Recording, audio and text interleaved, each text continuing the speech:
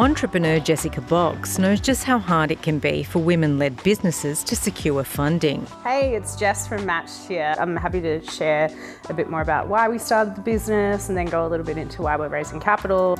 She's managed to obtain $500,000 for her app so far, but needs to tap investors for more as the company grows. You know when you're walking into a room that the likelihood, from a percentage point, all the statistics is stacked against you.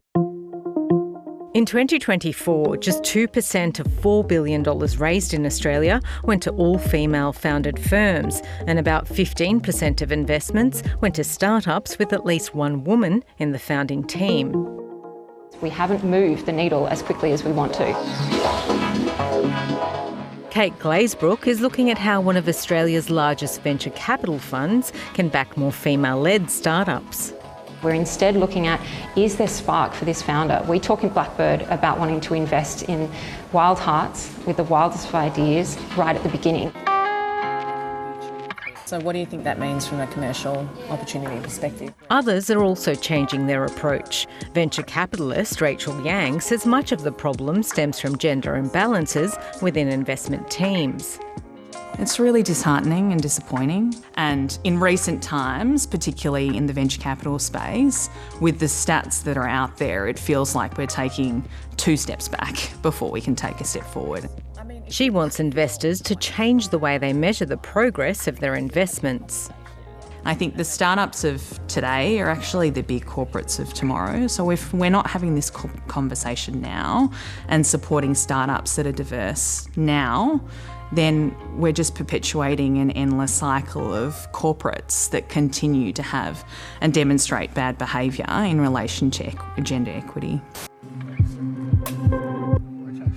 The debate comes as US President Donald Trump recently issued an executive order to scrap workplace diversity and inclusion policies. The Republicans argue quotas promote discrimination.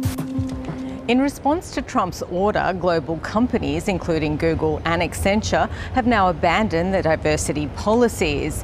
Despite that, there are calls for Australia to follow in California's footsteps and introduce mandatory diversity reporting like the US state did in 2023.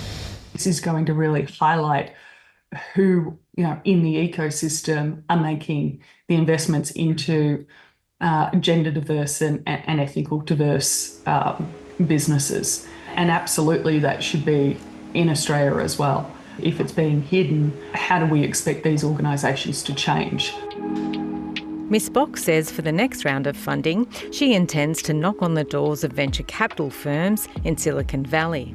I think don't take no for an answer. I was not prepared for how many no's, and I've had a reasonable amount of experience in the space, and I think it would be easy to walk away, and so much of startup life in general at all of these stages is just sticking it out and staying in the game for longer.